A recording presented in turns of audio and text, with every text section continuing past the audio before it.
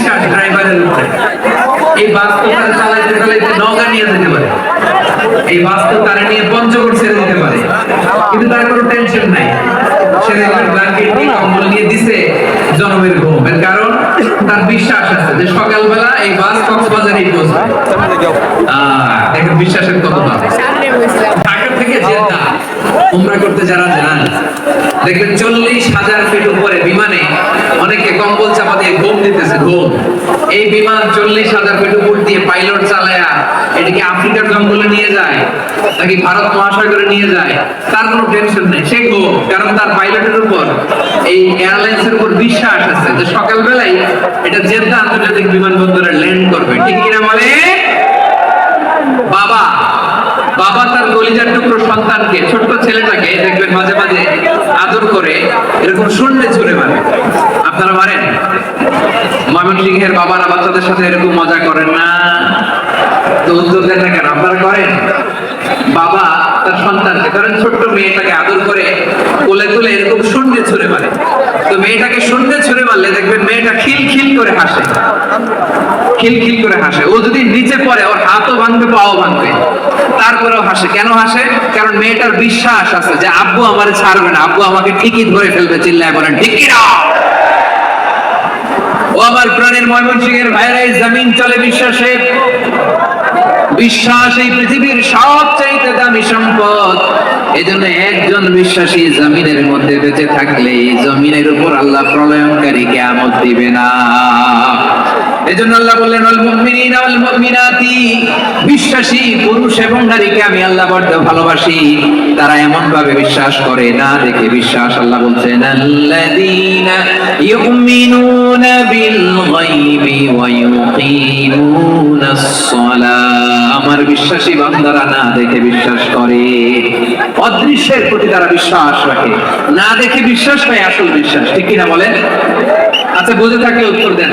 আমার হাতে 3টা চকলেট নিয়ে যদি আমি বলি এই যে আমার হাতে চকলেট, তুমি বিশ্বাস করো? আপনি তো বলবেন করি, কারণ চকলেট তো দেখা যায়। বিশ্বাস না করে যাবেন কই? কিন্তু আপনারা না দেখায়া 3টা চকলেট এরকম মুষ্টিবদ্ধ করে পিছনের দিকে নিয়ে যদি বলি বন্ধু আমার পিছনে ডান হাতের মুঠায় কিন্তু 3টা চকলেট আছে, বিশ্বাস করো?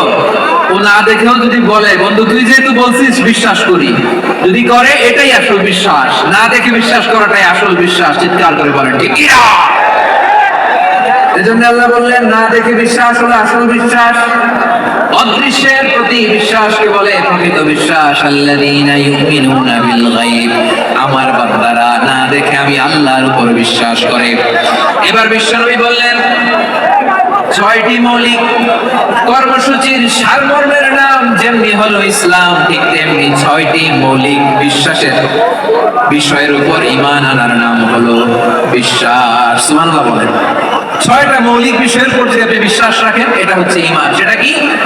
সাইয়েদনা জিবরাইল বললেন ইয়া মুহাম্মদ আখবিরনি মাল ঈমান। ঈমান কারে বলে বলো? আল্লাহর নবী বললেন আন তুমিনা বিল্লাহ, আল্লাহর উপর ঈমান আনবা। কার উপর? আরো জোরে বলেন কার উপর? আল্লাহ নামটা আপনাদের ভালো লাগে? আল্লাহ জিকির যে করছেন কেমন লাগে? সবাই মিলে গলা ছেড়ে আল্লাহর ডাক দেন তো, বলেন আল্লাহ। আরো জোরে আল্লাহ। প্রাণ খুলে একসাথে ইয়া আল্লাহ। আল্লাহ নাম যতই জপি ততই মধুর লাগে, নামে এত মধু থাকে কে জানি তো আগে। আল্লাহ নাম যতই জপি, ও নাম জপে প্রিয়তম, ও নাম জপে মজনু সম, ওই নামে পাপিয়ারা হে হৃদয় গোলাপে বাড়ি। আল্লাহ নাম যতই জপি। সুবহানাল্লাহ বলে। আল্লাহর নাম এত মধুমাখা নাম, এত জাদুমাখা নাম, সব নবীরা এই নামের জিকির করেছেন, সব আল্লাহর ওলিরা এই নামটি জপেছেন। এজন্য এই নাম জপলে হৃদয় শান্ত করে দেয় কে? এজন্য আওয়াজ করে আল্লাহরে আবার রেখে বলেন ইয়া আল্লাহ। বিশ্বনবী বলেন ঈমান মানে আন তুমিনা বিল্লাহ, আল্লাহর উপর ঈমান আনবা, ওয়া মালাইকাতিহি, ফেরেশতাদের উপর ঈমান আনবা, ওয়া কুতুবিহি, আল্লাহর পাঠানো কিতাবের উপর ঈমান আনবা, ওয়া রাসূলিহি, রাসূলের উপর ঈমান আনবা, ওয়াল ইয়াউমিল আখির, শেষ বিচারের প্রতি ঈমান আনবা।